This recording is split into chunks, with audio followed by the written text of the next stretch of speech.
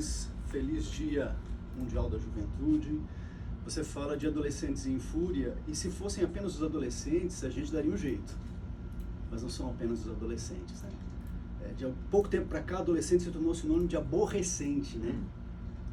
Como se fosse um ser de outro planeta que os pais, a família, a sociedade, a escola não conseguem administrar. Não tem acesso a eles. Criou-se esse mito, mas todos nós que somos adultos hoje, eu que já estou mais para lá do que para cá, já fomos adolescentes. E não tivemos tantos traumas assim como a gente vê na sociedade atualmente. Então eu queria começar a minha contribuição dizendo que a adolescência não é uma doença, mas tem sido tratado assim por muita gente, por muitos profissionais de saúde, inclusive. Uma pessoa ultrassensível, que precisa ter privacidade, que não pode ser incomodado, que não pode ser frustrado, tem que ser preservado, bababá. É isso? Criado uma bolha em cima do adolescente e agora culpam ele também por não se permitir crescer. Então, assim, se a gente for tentar apontar culpados, a gente não vai faltar dedos, vai faltar dedos. E a minha política é o seguinte: ao invés de a gente apontar culpados, vamos buscar soluções. Qual seria a melhor solução para diminuir essa intensidade emocional que os adolescentes têm expressado? A lógica já está na minha pergunta. Investir em quê? Na chamada inteligência emocional, que é algo que, infelizmente, em nosso país, poucas iniciativas existem, pouquíssimas. Eu seria capaz de contar nas mãos de um dedo apenas as iniciativas que existem no país. Quer dizer, os nossos comentaristas vão fazer as intervenções, mas assim, o adolescente é um trem desgovernado do ponto de vista emocional, não consegue gerir isso e todos os problemas adjacentes advêm desse descontrole emocional, dessa falta de inteligência. Tiago, muita gente acredita nisso, eu não acredito nisso. As pessoas dizem, os profissionais que estudam o desenvolvimento humano dizem que o adolescente é um ser que está passando por modificações muito intensas, etc. Então eles tentam achar uma série de justificativas para colocar o adolescente como culpado ou vítima desse processo de violência. Mas qual é a idade do ser humano que a gente não está passando por um processo constante de modificação? Um bebê, por exemplo, quando está nascendo os dentes, quem é pai aqui sabe, né? Diz que o bebê quase vai à loucura e nós pais vamos antes do bebê, porque é muito dolorido, a criança está crescendo e nem por isso a gente deixa de amar, deixa de acolher, deixa de tentar entender, deixa de tentar suprir as necessidades. E a hora de fazer a transferência da adolescência para a vida adulta, né, da juventude, você tem que colocar uma mala nas costas e caçar seu próprio canto, é um conflito terrível também. Agora eu preciso virar homem, assumir. Deixa eu te perguntar uma coisa para você. Em termos de desenvolvimento neurológico do cérebro, com qual idade biológica você está com o cérebro totalmente formado, maduro para tomar decisões responsáveis? Hoje a neurociência tem essa resposta, em torno de 25 anos de idade. Mas quantos de nós fomos obrigados a tomar decisões responsáveis desde muito cedo? Eu faço parte de uma geração em que a minha carteira profissional ela foi assinada com 13 anos de idade. Hoje é crime, hoje não pode. Entende? Então, a cultura, ela moldou o adolescente que hoje ela está tentando culpar. Também eu estou aqui para fazer o papel de advogado do diabo. Eu só estou querendo dizer que existe solução e que se a gente focar na solução, a gente vai ter menos problema para administrar no futuro. Muito bem, vamos abrir aqui para o Dr. Rogério e para o Marcos Antônio. Dr. Rogério, eu estava, todo dia antes de vir para a rádio, eu deixo o meu filho mais novo, o Emanuel, no colégio. Ele vai fazer 12 anos no sábado. Aí eu estava falando para ele, meu filho, eu me lembro que quando eu fiz 12 anos, eu trabalhava de ajudante leiteiro do Celo, que deve estar até com o rádio ligado na gente lá, o Celo leiteiro, e eu era ajudante do Celo. E naquela época eu ganhava meio salário mínimo, que era R$50, o salário era 100, eu ganhava 50 por mês. Hoje era uns R$600. Para o serviço que eu fazia, era um ganho razoável, o menino não tinha despesa com nada. Mas eu me lembro que eu recebi o primeiro salário e comprei a minha primeira bezerrinha. Meu tio, Cleison, que deve estar com o rádio ligado também, foi lá comigo para comprar. O cara pediu o Alaur, lá da Vila Conceição, onde a gente tem muita audiência. O Alaur pediu 60, meu tio chorou, mas resumindo, morreu a nota de 50, meio salário mínimo. E aí meu tio e eu, cada um num cavalo, a gente foi tocando essa bezerrinha para casa. Cara, eu me senti um fazendeiro aquele dia, né? A realização, meu salário, minha bezerra, tocando o gado. Aquilo era uma boiada, né? Mas era só uma bezerrinha pequenininha, laranja o nome dela. Essas coisas que a gente não tem hoje e que fazem uma falta para a construção da vida humana de uma maneira muito destacada, né? Eu quero cumprimentar o Dr. Gilson, conheço há muito tempo, é uma figura muito querida, profissional muito respeitado. E eu estive em Pires do Rio anteontem, em uma palestra que a gente promoveu junto com a OAB de Pires do Rio, e lembrava um pouco da origem, né, da nossa origem, do nosso trabalho. E quando eu comecei a fazer faculdade, Gilson, acho que o Gilson lembra disso, meu pai falava assim, não, você não vai trabalhar não, você estuda, que eu estou aqui para garantir o seu estudo, né?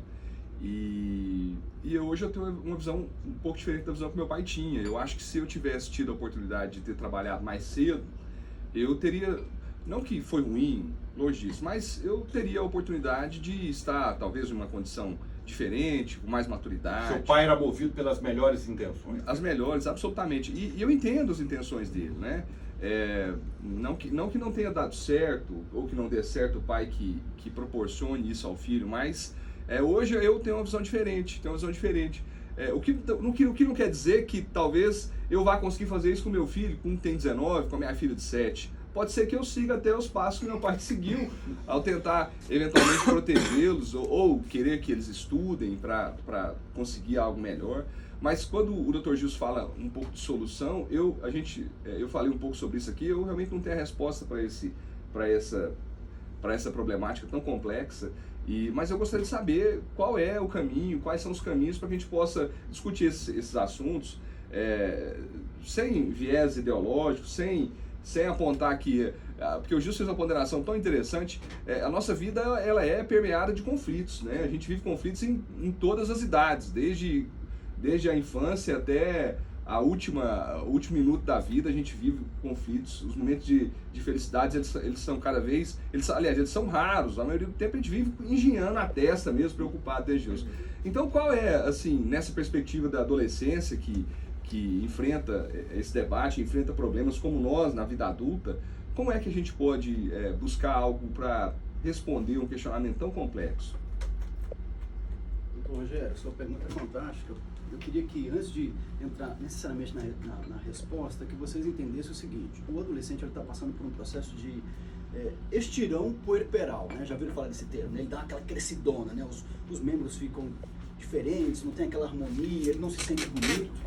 E no cérebro acontece a mesma coisa. A última camada do cérebro, que é o neocórtex, ela dá uma esticada.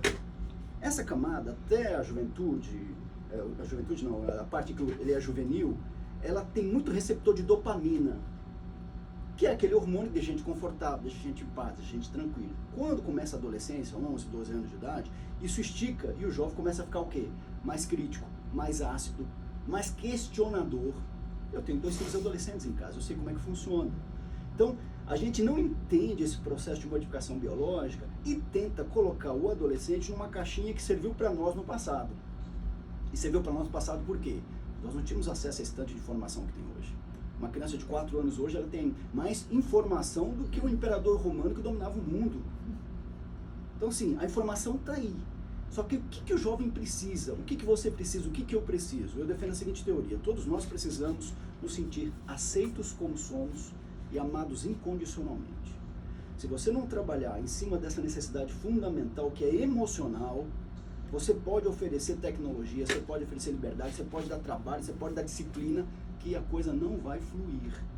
É por isso que eu volto a bater na tecla da inteligência. O amor faz bem. O amor é fundamental. A doutora Barbara Fredrickson, que é uma psicóloga de Harvard, ela fala que o amor é a emoção suprema. Só que o amor, ele está muito enviesado por um modelo equivocado que nós aprendemos. É o amor próprio, que é eu faço só aquilo que é interessante para mim, ou o amor... que é muito mais parecido com o egoísmo, né? Exatamente. Ele beira muito mais por uma emoção que não vai fazer bem. Eu tenho estado muito preocupado com esse tipo de amor próprio pregado por aí. E as mídias, infelizmente, elas passam muito isso. Por exemplo, eu estava lendo a questão relacionada a esse jovem de 13 anos que cometeu esse crime em São Paulo. Ele vinha sofrendo bullying há 3 anos. Nesses 3 últimos anos, ele passou por 3 escolas diferentes. Então, ele deixou uma carta para a família, em que a carta ele diz que durante 3 anos, pelo menos, dos 11 aos 13, ele alimentou muita tristeza e ódio. E não tem jeito. Se você planta tristeza e ódio, você vai colher o quê? É morte, né? Não tem jeito. Marco Antônio, por gentileza, querido. Bom, primeiro agradecer aí ao Dr. Gilson Caetano por vir aqui estar conosco nessa manhã. prazer conhecê-lo, privilégio poder conhecê-lo. Você falou sobre saúde emocional agora há pouco, né? Eu me lembro de 2 anos atrás, Thiago, ter conversado com muitos amigos que foram candidatos aqui, se não era o momento de nós falarmos sobre saúde emocional e inteligência emocional já ali na educação básica, na infância, na escola, onde as crianças passam boa parte do seu dia ali convivendo, se não era um ambiente da gente já ter psicólogos ali mesmo na rede pública. Eu sei que algumas redes privadas já têm para acompanhar o desenvolvimento, mas ali na rede pública mesmo, como uma política pública, será que não era o momento de nós falarmos com os formuladores de política sobre inteligência emocional e saúde emocional nas escolas? Sem dúvida alguma. Eu sou suspeito de falar sobre isso porque há mais ou menos 10 anos eu me especializei nisso. É um assunto que não é trabalhado no curso de psicologia, é um assunto que não é trabalhado nos cursos de administração, é um assunto que dá retorno financeiro. Por quê? A disciplina hoje mais concorrida da Universidade de Harvard, que é a disciplina optativa, a disciplina de felicidade, que tem a ver com o quê? Você aprender a trabalhar com o seu cérebro emocional, a parte emocional do cérebro, que vai trazer homeostase, uma parte instintiva, que foi o que levou o jovem a reagir dessa forma, e vai trazer o quê? Equilíbrio para o racional. Então, esse conhecimento é um conhecimento científico muito recente. Essa virada para o século XXI, que a medicina, a neurociência, a biologia cresceu muito nesse campo. E, infelizmente, as outras ciências estão ficando para trás. Os países mais felizes, eu vi que vocês estavam falando agora há pouco de economia, né? Os países mais felizes, inclusive, têm índices melhores de quê? De economia.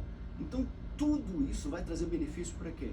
Para a população como um todo. Se a pessoa está feliz, ela produz mais, né? Exatamente. O seu caso, por exemplo, você falou aí dessa experiência intensamente emocional que você viveu quando você pegou o seu primeiro salário e foi lá, comprou a sua bezerrinha. O que falta para todos nós é termos mais experiências intensamente emocionais que vão fazer com que a gente se sinta o quê? Aceito e amado. Você ralou, trabalhou, ganhou o seu saláriozinho suado, foi lá e adquiriu o seu primeiro bem. Não tem escola que vai ensinar isso para você. A não ser que você seja estimulado a enxergar a vida dessa forma. Jovens como esse que cometeu o crime, eles não conseguem mais enxergar a vida com felicidade, com beleza, com esperança. Por quê? Com propósito, né? Exatamente, porque a parte instintiva do cérebro dele criou um monte de inimigos, e com o inimigo você faz o quê? Eu mato o inimigo ou eu fujo dele. Ele tentou fugir durante 3 anos, depois ele não aguentou mais e foi e fez o que aconteceu. É um pseudo-inimigo, né? Exatamente. Não é um inimigo de fato. O cérebro entende dessa forma. Entendi, né? É claro que... Bom, agora são 7h44. Um jornal hoje num clima diferente, mas muito produtivo. A gente falar com essa fera da psicologia aqui, Dr. Gilson Caetano, que é psicólogo. Nós vamos agora para o intervalo, mas já voltamos com muito mais aqui no Jornal da Terra. Essa questão da felicidade. Falamos de amor, falamos de felicidade, falamos de propósito, só coisa boa aqui no jornal hoje. Tem um ditado americano que eu adoro, que diz assim: se mamãe está feliz, todos estão felizes. A realização da mulher dentro da casa, ela traz um impacto para toda a família. 7h45.